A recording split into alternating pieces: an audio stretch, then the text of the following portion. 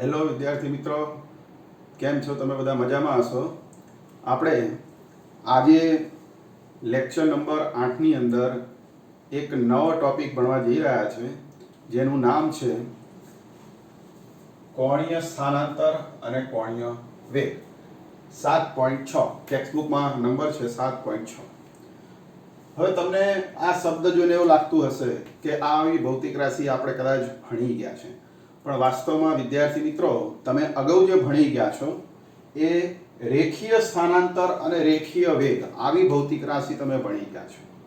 તો હવે એ ભૌતિક રાશિ અને આમાં શું ડિફરન્સ છે, શું તફાવત છે, તો એ સમજવા માટે સૌ પ્રથમ આપણે એ સમજી લઈએ કે ગતિ બે પ્રકારની હોય: શુદ્ધ સ્થાનાંતર ગતિ અને શુદ્ધ ચાક ગતિ.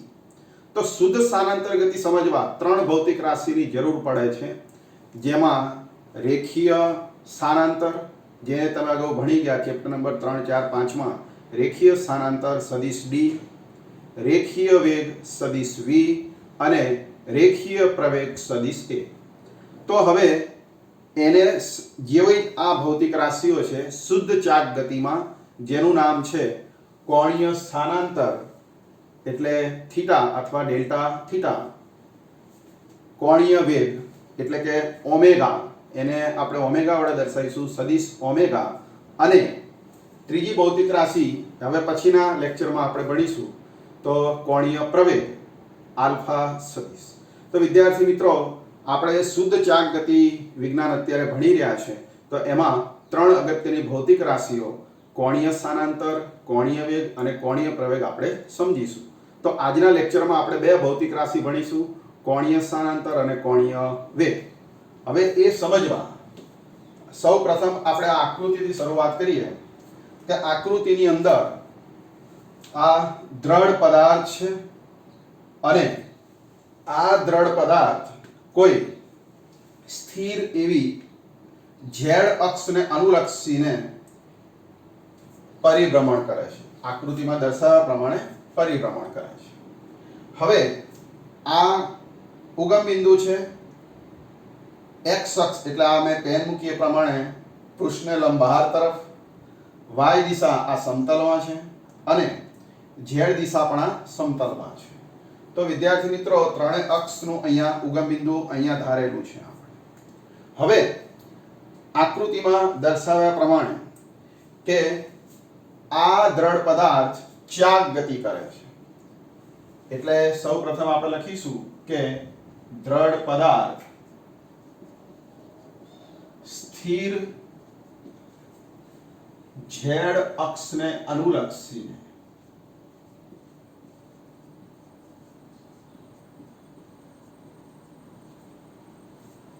ચાક ગતિ કરે છે.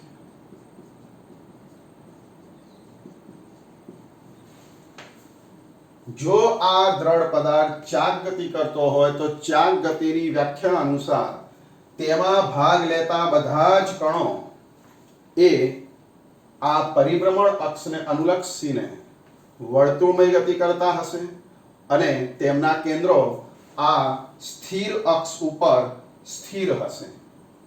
હવે એ બધા જ કણોને આપણે ધ્યાનમાં લેવાના બદલે કોઈ એક કણ એટલે કે આ પી કણ, પાર્ટિકલ પી, કોઈ એક પી કણ, લાક્ષણિક કણ જેને કહીશું, જો એ ધ્યાનમાં લઈએ તો આ પી કણ એ વર્તુળમય ગતિ કરે છે, જેનું કેન્દ્ર C છે અને ત્રિજ્યા R છે.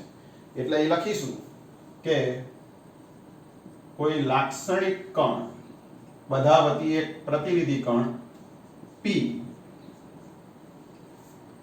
C કેન્દ્ર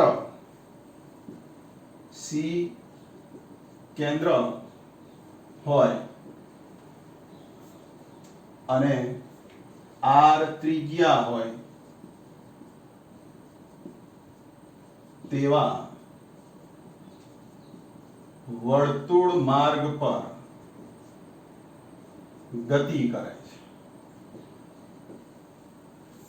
જે આકૃતિમાં તમને દેખાય છે કે પી કણ R ત્રિજ્યાના વર્તુળ માર્ગના કેન્દ્રની આસપાસ ગતિ કરે છે. આ વર્તુળનું જે વર્તુળ છે એ અક્ષને લંબ એવા સમતલમાં છે, આ અક્ષને લંબ આમ સમતલ ધારીએ તો એ સમતલમાં આ વર્તુળમય ગતિ કરે છે. હવે આપણે ધારી લઈશું કે કોઈ t સમયે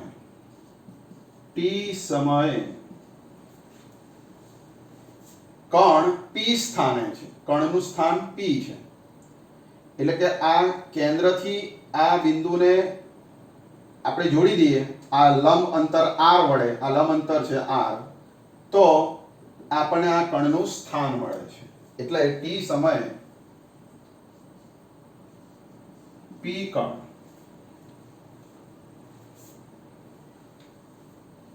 નું સ્થાન કેન્દ્રથી r અંતરે છે. હવે t સમય કણ અહીંયા છે. હવે t પ્લસ ડેલ્ટા t એટલે કે t સમયમાં થોડોક સમય ઉમેરીએ, અમુક સમય બાદ. આ t સમય એટલે કોઈ ચોક્કસ સમય, એમાં આપણે અમુક સમય ઉમેરીએ, સૂક્ષ્મ સમય, એટલે કે t પ્લસ ડેલ્ટા t સમયે, ધારો કે t પ્લસ ડેલ્ટા t સમયે p કણ એ p' સ્થાને જાય છે, p થી એ p' ઉપર જાય છે, એટલે કે આ વર્તુળ માર્ગે p થી p' પર જાય છે, એટલે કે t પ્લસ t સમયે p કણ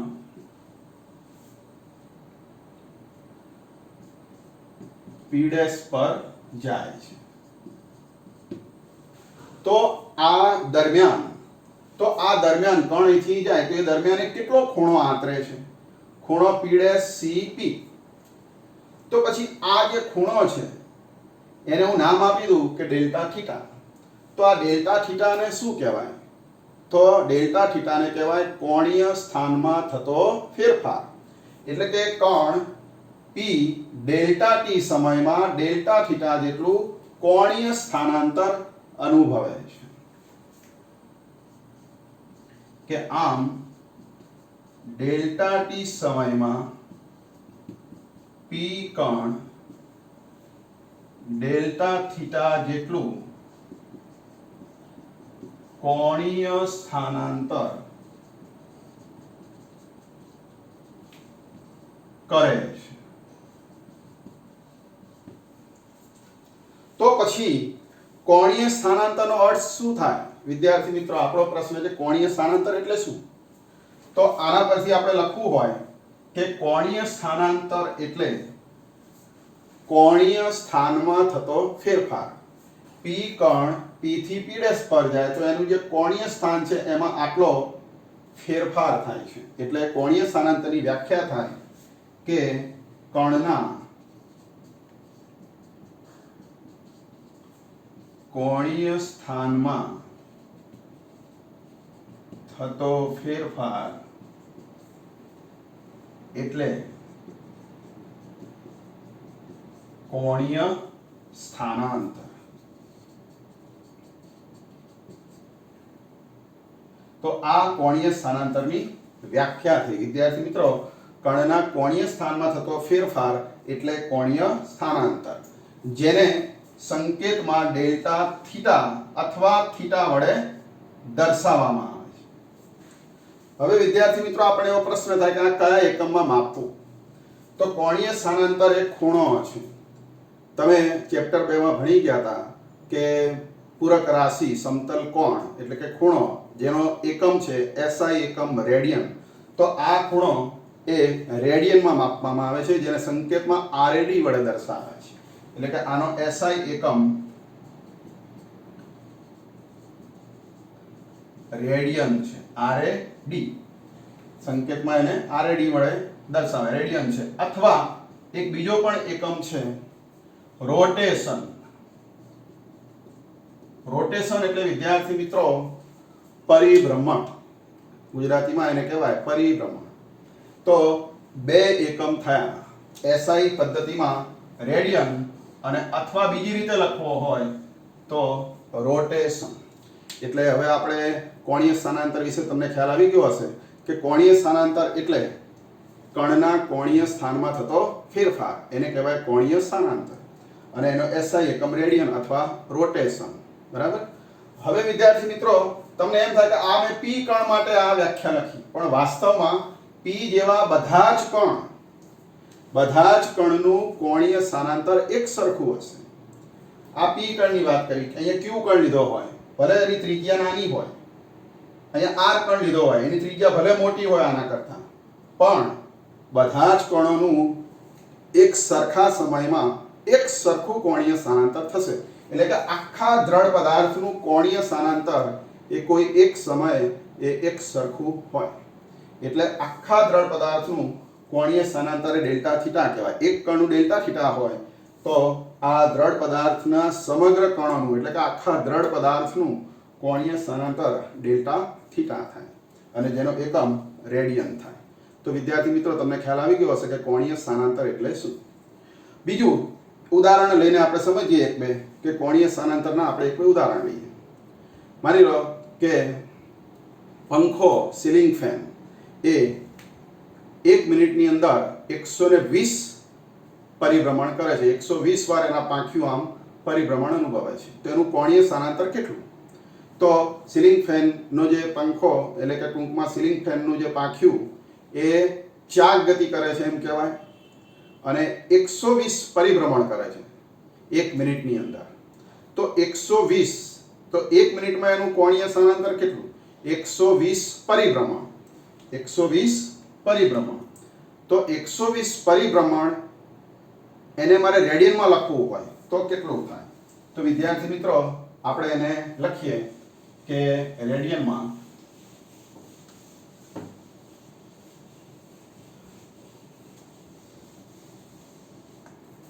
તમને ખ્યાલ હશે કે 1 રોટેશન એક પરિભ્રમણ, રોટેશન એટલે એક પરિભ્રમણ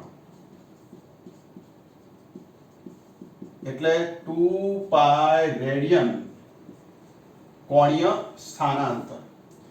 તો ટૂંકમાં એક રોટેશનનો મતલબ થાય છે 2 પાઈ રેડિયન કોણીય સ્થાનાંતર. આટલું કોણીય સ્થાનાંતર કહેવાય. રેડિયનમાં એને એક રોટેશનનો અર્થ થાય કે 2 પાઈ રેડિયન કોણીય સ્થાનાંતર. તો પંખો 120 રોટેશન કરતો હોય 1 મિનિટની અંદર તો પંખાનું કોણીય સ્થાનાંતર કેટલું? તો 120 રોટેશન એટલે 120 ગુણ્યા 2 પાઈ રેડિયન. તો શું થાય? 120 ગુણ્યા 2 240 240 પાઈ રેડિયન. તો વિદ્યાર્થી મિત્રો કે પંખાનું કોણીય સ્થાનાંતર જો 120 રોટેશન હોય તો રેડિયનમાં એ 240 પાઈ રેડિયન કહેવાય. એવી રીતે માની લો કે કોઈ મોટર કારનું વ્હીલ 360 રોટેશન 360 વાર ફરી જાય છે, પરિભ્રમણ કરે છે 1 મિનિટની અંદર. તો એનું કોણીય સ્થાનાંતર કેટલું? તો મોટર કાર જો 360 રોટેશન કરે 1 મિનિટમાં તો એનું કોણીય સ્થાનાંતર રેડિયનમાં કેટલું? તો 1 રેડિયન 1 રોટેશન એટલે 2 પાઈ રેડિયન. તો 360 રોટેશન એટલે 360 ગુણ્યા 2 પાઈ એટલે કે 36 દુ 72 720 પાઈ રેડિયન. ખ્યાલ આવે છે વિદ્યાર્થી મિત્રો? તો આવી રીતે અલગ અલગ દ્રઢ પદાર્થ હોય, સીલિંગ ફેન હોય અથવા આપણે મોટર કારનું પૈડું હોય તો એનું કોણીય સ્થાનાંતર એ અલગ અલગ આ રીતે મળે છે. હવે આપણે ઘડિયાળની વાત કરીએ. માની લો કે ઘડિયાળનો સેકન્ડ કાંટો લઈએ આપણે અને તમને એવો પ્રશ્ન પૂછીએ, પરીક્ષામાં પૂછાય કે ઘડિયાળનો સેકન્ડ કાંટો એ 1 મિનિટમાં કેટલું કોણીય સ્થાનાંતર અનુભવે? માની લો કે આ ઘડિયાળ છે અને એનો આ સેકન્ડ કાંટો છે. હવે એ 1 મિનિટની અંદર આ સેકન્ડ કાંટો છે 1 મિનિટની અંદર એટલે કે 60 સેકન્ડમાં એ એક રોટેશન જેટલું પરિભ્રમણ કરશે. 60 સેકન્ડમાં એક રોટેશન આટલું એ પરિભ્રમણ કરશે. તો એને કહેવાય કે સેકન્ડ કાંટાનું કોણીય સ્થાનાંતર. તો સેકન્ડ કાંટાનું કોણીય સ્થાનાંતર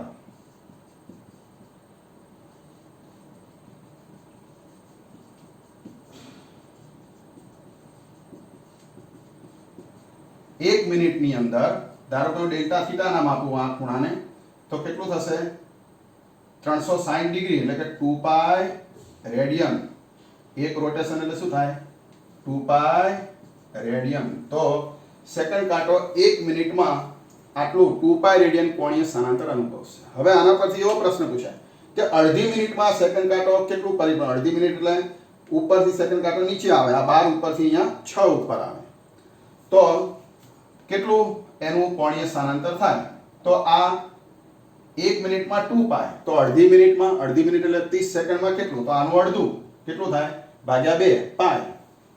ચલો તમને એમ પૂછાય કે 30 સેકન્ડના બદલે 15 સેકન્ડમાં, તો 15 સેકન્ડમાં આનું ચોથા ભાગનું એટલે 2 પાઈ ભાગ્યા 4 એટલે કે પાઈ બાય 2 રેડિયન. આવી રીતે તમે સેકન્ડ કાંટાનું કોણીય સ્થાનાંતર શોધી શકો છો. તો વિદ્યાર્થી મિત્રો તમને ખ્યાલ આવી ગયો હશે કે કોણીય સ્થાનાંતર એટલે શું? કોણીય સ્થાનમાં ફેરફાર અને એનો એકમ રેડિયન, જેને સંકેતમાં RAD વડે દર્શાવાય. અને એક રોટેશન એટલે કેટલા રેડિયન? 2 પાઈ રેડિયન. તો આના પરથી ગમે તેટલા રોટેશન હોય તમે રેડિયનમાં રૂપાંતરિત એને કરી શકો છો. કેવી રીતે? 2 પાઈ વડે ગુણીને. એક રોટેશન તો 2 પાઈ, બે રોટેશન તો ગુણ્યા 2 પાઈ × 2 એટલે 4 પાઈ, ત્રણ રોટેશન તો 2 પાઈ ગુણ્યા 3 6 પાઈ. આવી રીતે રોટેશન ગુણ્યા 2 પાઈ કરીને તમે રેડિયનમાં એ કોણીય સ્થાનાંતર શોધી શકો છો. તો તમને ખ્યાલ આવી ગયો હશે કે કોણીય સ્થાનાંતર એટલે શું. હવે વિદ્યાર્થી મિત્રો આપણે આગળ વધીએ છીએ કે કોણીય વેગ એટલે શું. તો આજે બે અગત્યની ભૌતિક રાશિ આપણે ભણવાની છે. કોણીય સ્થાનાંતર તમે સમજી ગયા. હવે આપણે સમજીએ કોણીય વેગ. કોણીય વેગને વિદ્યાર્થી મિત્રો આવા સંકેતથી દર્શાવાય છે. ઓમેગા, આને વંચાય ઓમેગા.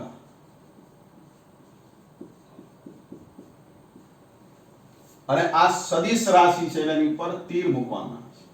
તમને પહેલા એવો પ્રશ્ન થશે કે આ W છે. ના, W ને આપણે આ રીતે લખીએ છીએ વિદ્યાર્થી મિત્રો. તો આને આપણે W નહીં કહીએ, આને કહીશું ઓમેગા. આ W છે, આ ઓમેગા છે. તમે પૂરક રાશિ ઘનકોણનો એકમ પણ આવો ભણી ગયા હતા, ઓમેગા. તો આ ઓમેગા અને આ ઓમેગા આ બંને ગ્રીક અક્ષરો જ છે, પણ આ કેપિટલ અને સ્મોલ આવા બે સંકેત છે ઓમેગાના. તો આપણે આ ઓમેગા એનો ઉપયોગ આપણે અહીંયા કોણીય વેગ તરીકે કરીશું. આનો નહીં, આ ઘનકોણ માટે વાપરીશું અને આ કોણીય વેગ માટે આ સંજ્ઞાને વાપરીશું. આ ગ્રીક સંજ્ઞાઓ છે એટલે એનું કોષ્ટક પણ ટેક્સ્ટમાં પાછળ આપેલું છે, એ તમે જોઈને તૈયાર કરી શકશો. તો આવા ગ્રીક જે સંજ્ઞા છે ઓમેગા, એમાં એને કહેવાય કોણીય વેગ. હવે કોણીય વેગને સમજવા હમણાં જ આપણે વાત કરી હતી કે આ દ્રઢ પદાર્થમાં P કણ ડેલ્ટા ટી સમયમાં P પરથી P' પર જાય છે. એટલે કે ડેલ્ટા ટી સમયમાં ડેલ્ટા થીટા કોણીય સ્થાનાંતર અનુભવે છે. એટલે કે P કણ ડેલ્ટા ટી સમયમાં ડેલ્ટા થીટા જેટલું કોણીય સ્થાનાંતર અનુભવે છે, એટલે કે કરે છે. તો હવે કોણીય વેગ કોને કહેવાય? તો આ કોણીય વેગની વ્યાખ્યા આના પરથી શું લખાય? તો કોણીય વેગ એટલે એકમ સમયમાં થતું કોણીય સ્થાનાંતર. ડેલ્ટા ટી સમયમાં જો ડેલ્ટા થીટા કોણીય સ્થાનાંતર થાય તો એકમ સમયમાં કેટલું થાય? તો ડેલ્ટા થીટા ભાગ્યા ડેલ્ટા ટી. જો અહીંયા લખું છું બ્રેકેટમાં કે ડેલ્ટા ટી સમયમાં કોણીય સ્થાનાંતર ડેલ્ટા થીટા થાય, તો એકમ સમયમાં કોણીય સ્થાનાંતર કેટલું થાય? તો ડેલ્ટા થીટા ભાગ્યા ડેલ્ટા ટી. એટલે કે કોણીય સ્થાનાંતર ડેલ્ટા થીટા ભાગ્યા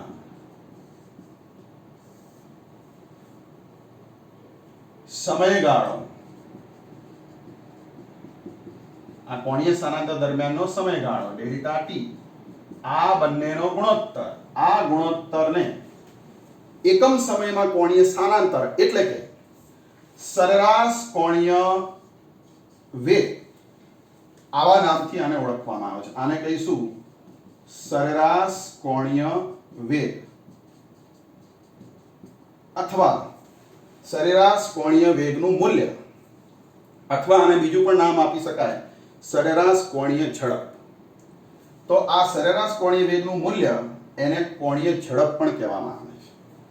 હવે વિદ્યાર્થી મિત્રો, આ સમયગાળો જો બહુ જ નાનો હોય, આ ડેલ્ટા ટી એ સૂક્ષ્મ હોય, તો આ સૂત્રની આગળ લક્ષની ભાષામાં LIM એટલે લિમિટ, મર્યાદા, લિમિટનો મતલબ થાય મર્યાદા એ છે કે સમયગાળો શૂન્યની નજીક છે. ડેલ્ટા ટી ટેન્ડ્સ ટુ 0, શૂન્યની નજીક છે. સમયગાળો ટેન્ડ્સ ટુ એટલે ની તરફ, શૂન્ય તરફ એટલે શૂન્યની નજીક છે, એટલે કે ડેલ્ટા ટી સૂક્ષ્મ છે. તો એને લક્ષની ભાષામાં મેથ્સની અંદર આ રીતે LIM limit delta T tends to 0 લખાય છે. અને આ સૂત્ર તો ખરું જ, delta theta by delta T. તો વિદ્યાર્થી મિત્રો, આવી રીતે આ સૂત્રની આગળ લિમિટ લખવાથી આપણને તાત્ક્ષણિક કોણીય વેગ મળે છે. હવે આને કહીશું સરેરાશ નહીં, પણ આને કહીશું આપણે કે તાત્ક્ષણિક કોણીય વેગ એનું મૂલ્ય. કેમ કે આ સરેરાશ છે એ તાત્ક્ષણિકમાં પરિણમે. ડેલ્ટા ટી તમે શૂન્ય લો, આ ડેલ્ટા ટી તમે શૂન્ય કરી નાખો એટલે આ ટી થઈ જાય, એટલે અહીંયા તમને ચોક્કસ સમયે વેગ મળે જેને તાત્ક્ષણિક કોણીય વેગ કહેવાય છે. હવે આ પદને મારે વિકલનના સ્વરૂપમાં લખવું હોય તો ડેલ્ટા દૂર કરી, લિમિટ અને ડેલ્ટા દૂર કરી અને ડી થીટા ભાગ્યા dt આવી રીતે આને લખવામાં આવે છે. તો હવે તાત્ક્ષણિક કોણીય વેગ એટલે શું વિદ્યાર્થી મિત્રો? D theta by dt. અને આ તાત્ક્ષણિક કોણીય વેગ એ સદિશ રાશિ છે, એને દિશા હોય છે, એટલે આની સંજ્ઞા ઉપર તીર મૂકીને પણ આવી રીતે લખી શકાય કે ઓમેગા સદિશ બરાબર ડી થીટા ભાગ્યા dt. આવી રીતે પણ આને લખી શકાય. તો સદિશ ઓમેગા બરાબર ડી થીટા ભાગ્યા dt. તો આને કહેવાય છે કે કોણીય વેગ શોધવાનું સૂત્ર. તો હવે આ કોણીય વેગનું સૂત્ર શું થયું કે કોણીય સ્થાનાંતરનું સમયની સાપેક્ષે વિકલન એટલે કોણીય વેગ. એટલે કે કોણીય વેગ એટલે કોણીય સ્થાનમાં થતો ફેરફારનો દર અથવા એકમ સમયમાં કોણીય સ્થાનાંતર. આવી વિવિધ રીતે આને આપણે ઓળખી શકીએ છીએ. તો હવે કોણીય વેગ કેવી રાશિ થઈ? સદિશ રાશિ છે. બીજું વિદ્યાર્થી મિત્રો કે આના એકમની જો આપણે વાત કરીએ, પહેલા એકમની વાત કરીએ પછી દિશાની વાત કરીએ, તો આનો SI એકમ થીટાનો તો તમને ખબર જ છે, રેડિયન, અને સમયનો સેકન્ડ એટલે રેડિયન પ્રતિ સેકન્ડ, અથવા આને આ રીતે પણ લખાય કે રેડિયન સેકન્ડ ઇનવર્સ. તો કોણીય વેગનો SI એકમ રેડિયન પર સેકન્ડ અથવા રેડિયન સેકન્ડ ઇનવર્સ, અથવા વધારે પડતા જ્યારે પરિભ્રમણો હોય ત્યારે આને રોટેશન પ્રતિ સેકન્ડ આવી રીતે પણ લખાય છે. તો વિદ્યાર્થી મિત્રો, આ થયું કે કોણીય વેગનો SI એકમ. કદાચ વિદ્યાર્થી મિત્રો પારિમાણિક સૂત્ર પૂછાય કે કોણીય વેગનું પારિમાણિક સૂત્ર લખો, તો થીટા છે એ તો પરિમાણિક જ છે, એને એકમ એને પારિમાણિક સૂત્ર હોતું નથી. તો સમયનું પારિમાણિક સૂત્ર શું? t1, અને છેદમાંથી એને અંશમાં લઈ દઈએ એટલે t⁻⁻1. તો આનું પારિમાણિક સૂત્ર કોણીય વેગનું m0L0 t⁻⁻1 છે. જોજો વિદ્યાર્થી મિત્રો, ભૂલ ના થાય. તમે જે રેખીય વેગ ભણી ગયા હતા એ રેખીય વેગમાં અહીંયા કોણીય સ્થાનાંતર ના આવે, એમાં રેખીય સ્થાનાંતર આવે અને ભાગ્યા સમય આવે. રેખીય સ્થાનાંતરનો એકમ મીટર હોય એટલે મીટર પર સેકન્ડ થાય, તો ત્યાં મીટર પર સેકન્ડ, પણ રેખીય વેગ, આ કોણીય વેગ છે. આ શુદ્ધ ચાક ગતિ ભણી રહ્યા છે, ત્યાં તમે ભણી રહ્યા હતા શુદ્ધ રેખીય એટલે કે શુદ્ધ સ્થાનાંતરિત ગતિ, તો એમાં મીટર પર સેકન્ડ, અહીંયા રેડિયન પર સેકન્ડ. એનું પારિમાણિક સૂત્ર અહીંયા m0L1 t-1 આવે રેખીય વેગનું, જ્યારે કોણીય વેગનું m0L0 t⁻⁻1 થાય. તો ભૂલ ન થાય એ આપણે યાદ રાખીશું. તો વિદ્યાર્થી મિત્રો, 2 માર્ક્સની અંદર પરીક્ષામાં પૂછાય કોણીય સ્થાનાંતર એટલે શું સમજાવો તો આની આગળનો જે ટોપિક આપણે ભણ્યા એ લખીશું, પણ એમ પૂછાય કે કોણીય વેગ સમજાવો 2 માર્ક્સમાં. તો આ આકૃતિ દોરી અને અહીંથી આટલા પદો લખી અને એકમ અને પારિમાણિક સૂત્ર આપણે લખીશું. તો આ વાત થઈ કોણીય વેગ એટલે શું સમજાવો. પણ એમ પૂછાય કે કોણીય વેગ એટલે શું સમજાવો અને તેની દિશા કેવી રીતે શોધાય. કોણીય વેગ સદિશ રાશિ છે એટલે દિશા પણ હોય, તો એની દિશા કેવી રીતે શોધાય. તો હવે આપણે કોણીય વેગની દિશા શોધવા માટેનો નિયમ જે જમણા હાથનો સ્ક્રૂનો નિયમ છે એની મદદથી શોધાય છે, તો એ આપણે અત્યારે સમજીશું.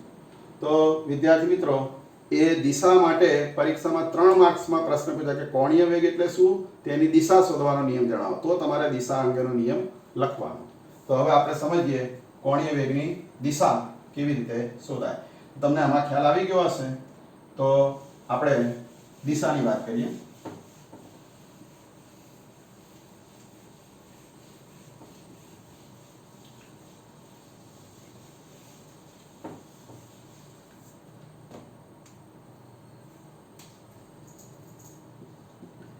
કોણીય વેગની દિશા શોધવા માટે જમણા હાથનો સ્ક્રૂનો નિયમ ઉપયોગી છે. તો હવે આપણે સ્ક્રૂનો નિયમ સમજીએ. ચલો વિદ્યાર્થી મિત્રો, તમે ધારી લો કે આ જે દ્રઢ પદાર્થ છે એ માની લો કે આવી વર્તુળાકાર તકતી છે. ધારો કે આવી આપણે એક લઈએ, એક વર્તુળાકાર તકતી લઈએ. ધારો કે આ વર્તુળાકાર તકતી આકૃતિમાં દર્શાવ્યા મુજબ આ કોઈ પરિભ્રમણ અક્ષ છે અને આ પરિભ્રમણ અક્ષને અનુલક્ષીને આ દ્રઢ પદાર્થ એટલે કે આ તકતી એ ચાક ગતિ કરે છે. કઈ દિશામાં? તો આપણે પહેલા ધારી લઈએ કે આ વિષમગળી દિશામાં ચાક ગતિ કરે છે. કઈ દિશામાં? વિષમગળી દિશામાં. આ એની પરિભ્રમણ અક્ષ છે જે સ્થિર છે. હવે જમણા હાથનો સ્ક્રૂનો નિયમ શું? તો કે આ જે પરિભ્રમણ અક્ષ છે એને સમાંતર સ્ક્રૂ ગોઠવવાનો. આ રીતે સ્ક્રૂ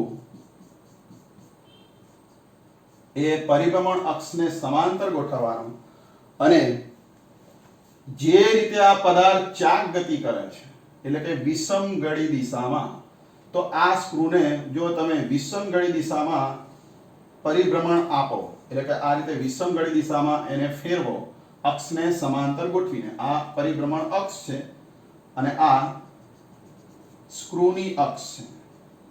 આ સ્ક્રૂની અક્ષ છે અને આ દ્રઢ પદાર્થની અક્ષ છે. બંનેને સમાંતર રાખી અને આ સ્ક્રૂને દ્રઢ પદાર્થ જે રીતે ચાક ગતિ કરે વિષમગળી, તો આને વિષમગળી ફેરવતા સ્ક્રૂ કઈ બાજુ જાય? તમે વિચારો કે આ સ્ક્રૂને આમ પરિભ્રમણ આપો વિષમગળી, તો કઈ બાજુ જાય? ઉપર તરફ.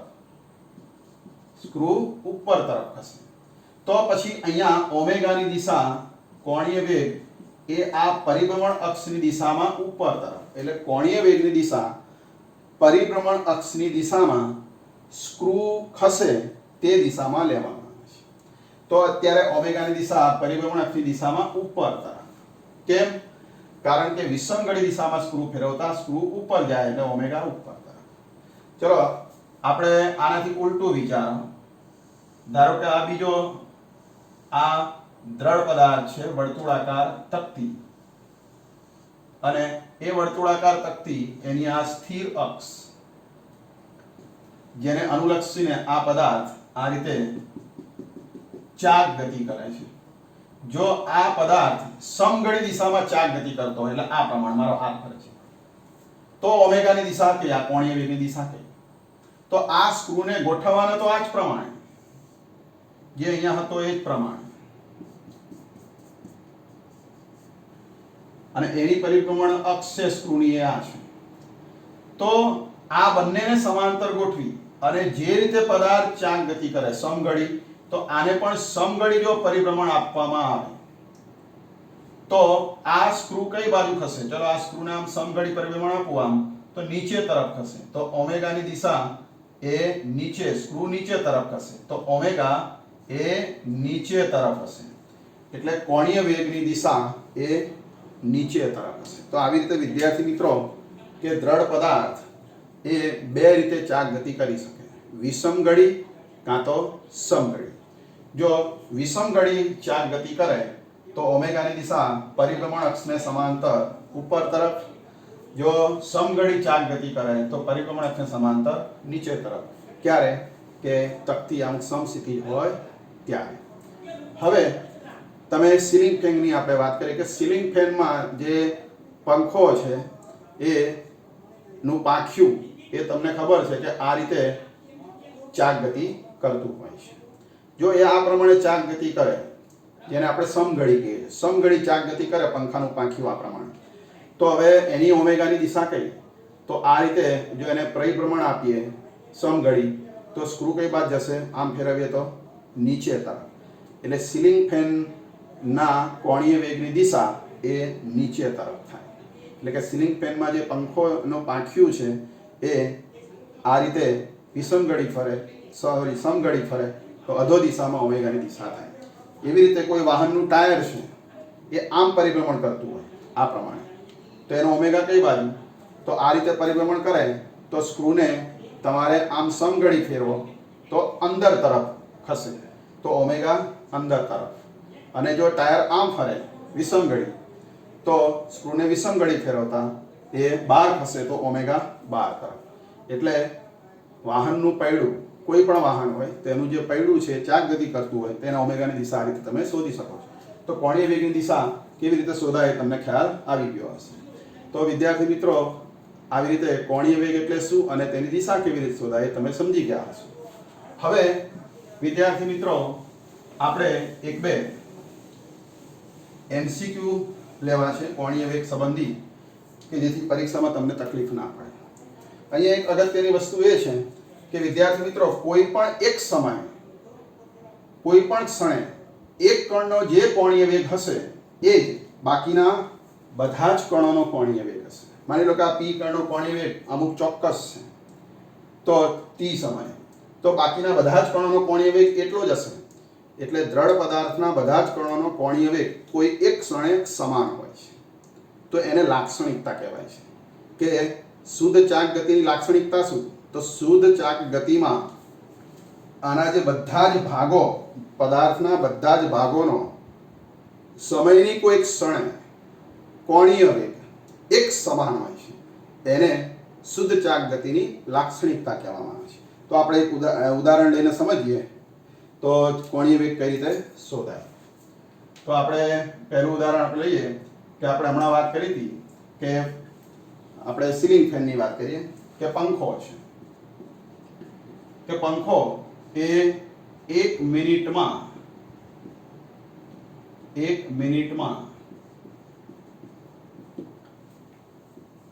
એનું પાંખિયું 120 પરિભ્રમણ કરે છે. ચલો એનો કોણીય વેગ કેટલો? મારે ઓમેગા શોધવો છે પંખાના પાંખિયાનો. 1 મિનિટમાં 120 પરિભ્રમણ કરે છે. તો હવે ઓમેગાની વ્યાખ્યા શું વિદ્યાર્થી મિત્રો? કે ઓમેગાની વ્યાખ્યા એટલે કોણીય સ્થાનાંતર ડેલ્ટા થીટા અથવા તો ડી થીટા ભાગ્યા ડીટી એટલે કે ડેલ્ટા ટી.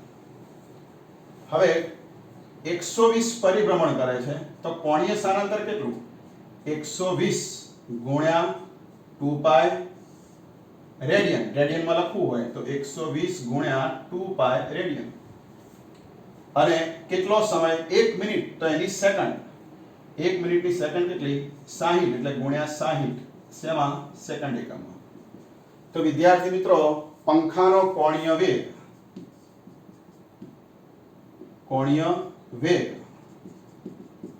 કેટલો થયો? ઓમેગા બરાબર, તો અહીંયા 60 દુ 120 અને 2 ગુણ્યા 2 પાઈ એટલે 4 પાઈ રેડિયન પર સેકન્ડ. તો વિદ્યાર્થી મિત્રો કે પંખાનું જે પાંખિયું છે એનો કોણીય વેગ જો 1 મિનિટમાં 120 પરિભ્રમણ કરે તો 4 પાઈ રેડિયન પર સેકન્ડ એનો કોણીય વેગ થાય. અને દિશા મેં હમણાં વાત કરી તે પ્રમાણે જો પાછું આમ સમઘડી ફરતું હોય તો એનો ઓમેગા, સ્ક્રૂને સમઘડી ફેરવતા સ્ક્રૂ નીચે જાય એટલે આટલો કોણીય વેગ અધો દિશામાં, આપણા ઘરની અંદર જે સીલિંગ ફેન છે એનો કોણીય વેગ 4 પાઈ રેડિયન પર સેકન્ડ અધો દિશામાં. હવે એવી રીતે મોટર કારની વાત કરીએ તો મોટર કાર નું પૈડું ધારો કે 1 મિનિટમાં 360 પરિભ્રમણ કરે છે. ધારી લો તમે કાર બહુ સ્પીડે દોડાવતા હો તો 1 મિનિટમાં 360 વાર એનું પૈડું આમ ફરી જાય તો એનો કોણીય વેગ ઓમેગા કેટલો થાય? તો આ જ સૂત્ર delta theta by delta T, એટલે કે સરેરાશ અહીં લખી શકાય. તો તમે delta theta by delta T પ્રમાણે 360 પરિભ્રમણ, અને એક પરિભ્રમણ એટલે 2 પાઈ રેડિયન, તો 360 ગુણ્યા 2 પાઈ આટલા રેડિયન, અને ભાગ્યા સમય કેટલો? તો 1 મિનિટની સેકન્ડ એટલે 60 સેકન્ડ. તો સાદુરૂપ આપતા 0 0 કટ, 6 6 36, 6 દુ 12 પાઈ રેડિયન પ્રતિ સેકન્ડ. તો આવી રીતે મોટર કાર 1 મિનિટમાં 300 પરિભ્રમણ કરે એનું પૈડું, તો એનો કોણીય વેગ કારના પૈડાનો 12 પાઈ રેડિયન પર સેકન્ડ થાય. તમે વિદ્યાર્થી મિત્રો પાઈ 3.14 લઈને તમે કેલ્ક્યુલેટરની મદદથી આ ગુણાકાર કરીને વધારે તમારે પરફેક્ટ મૂલ્ય તમે શોધી શકો છો. તો વિદ્યાર્થી મિત્રો તમને ખ્યાલ આવી ગયો હશે કે કોણીય વેગને મૂલ્ય કેવી રીતે શોધાય. હજુ એક ઉદાહરણ લઈ લઈએ. સેકન્ડ કાંટો, ઘડિયાળનો સેકન્ડ કાંટો, એનો કોણીય વેગ કેટલો? તો તમને ખબર છે કે સેકન્ડ કાંટો છે એ 1 મિનિટની અંદર એટલે કે 60 સેકન્ડમાં એ એક પરિભ્રમણ કરે છે. ઘડિયાળનો સેકન્ડ કાંટો એ 60 સેકન્ડમાં એક પરિભ્રમણ કરે છે. એક પરિભ્રમણ એટલે 2 પાઈ રેડિયન કોણીય સ્થાનાંતર. તો ઘડિયાળના સેકન્ડ કાંટાનો કોણીય વેગ કેટલો? તો આનું સાદુરૂપ થાય 2 વડે આને ભાગ ચલાય તો પાઈ બાય 30 રેડિયન પર સેકન્ડ. તો આવી રીતે ઘડિયાળના સેકન્ડ કાંટાનો તમે કોણીય વેગ શોધી શકો છો. એની દિશા શોધવી હોય તો માની લો ઘડિયાળમાં સેકન્ડ કાંટો આમ ફરતો હોય તો એનો કોણીય વેગની દિશા કઈ? તો સ્ક્રૂને આ ઘડિયાળના પરિભ્રમણ અક્ષને, જે ઘડિયાળનું પરિભ્રમણ અક્ષ આ રીતે સમતલને લંબ હોય અને પછી કાંટો સમઘડી ફરતો હોય, ઘડિયાળનો કાંટો આ પ્રમાણે, તો ઓમેગા કઈ બાજુ? સ્ક્રૂ નીચે જાય એટલે ઘડિયાળના કાંટાનો સેકન્ડ કાંટાનો કોણીય વેગ નીચે તરફ, ઘડિયાળની સપાટીને લંબ નીચે તરફ કેટલો? Pi by 30. આવી રીતે મિનિટ કાંટો હોય તો મિનિટ કાંટો એ તમને ખ્યાલ છે 1 કલાકમાં 2 પાઈ રેડિયન કોણીય સ્થાનાંતર કરે. 1 કલાકની સેકન્ડ કેટલી? 3600. તો 2 પાઈ બાય 3600 મિનિટ કાંટા માટે, તો પાઈ બાય 1800 આવો જવાબ આવશે. અને કલાક કાંટો હોય એનો કોણીય વેગ 2 પાઈ બાય એ 12 કલાકમાં એક પરિભ્રમણ કરે એટલે 2 પાઈ ભાગ્યા 12 કલાક, અને 12 કલાકની સેકન્ડ 12 ગુણ્યા 3600, તો 2 પાઈ ભાગ્યા 12 ગુણ્યા 3600 રેડિયન પર સેકન્ડ. તો આવી રીતે વિદ્યાર્થી મિત્રો તમે કોણીય વેગનું મૂલ્ય અને દિશા શોધી શકો. તો વિદ્યાર્થી મિત્રો તમને ખ્યાલ આવી ગયો હશે કે કોણીય વેગ એટલે શું અને એનું મૂલ્ય અને દિશા કેવી રીતે શોધાય. તો આજના લેક્ચરમાં તમે 2 ટોપિક ભણ્યા, કોણીય સ્થાનાંતર અને કોણીય વેગ. તો આ બંને રાશિઓ બહુ જ અગત્યની છે અને ટેક્સ્ટમાંથી જોઈ અને તમે એને તૈયાર કરશો તો હું માનું છું કે તમને કોઈ તકલીફ નહીં પડે, કે આ લેક્ચરને તમે ભણ્યા બાદ ટેક્સ્ટ વાંચશો તો આરામથી બહુ સરળતાથી તમે આ ટોપિકને સમજી શકશો. તો આજના લેક્ચરમાં આટલું રહેવા દઈએ છીએ. આવતીકાલના લેક્ચરમાં આ કોણીય વેગનો રેખીય વેગ જોડે સંબંધ શું એની ચર્ચા કરવાના છે. તો આજના લેક્ચર નંબર 8માં જે કંઈ ભણ્યા એનું PDF હોમવર્ક દ્વારા મોકલીશ, અને જો હોમવર્ક કરશો તો અમને આ ટોપિક બહુ જ સારી રીતે તૈયાર કરી શકશો. તો આજના લેક્ચરમાં આટલું રહેવા દઈએ છીએ. નેક્સ્ટ લેક્ચરમાં નવા ટોપિક સાથે ફરી મળીશું. તો ત્યાં સુધી આટલું તૈયાર કરશો. જય સ્વામિનારાયણ.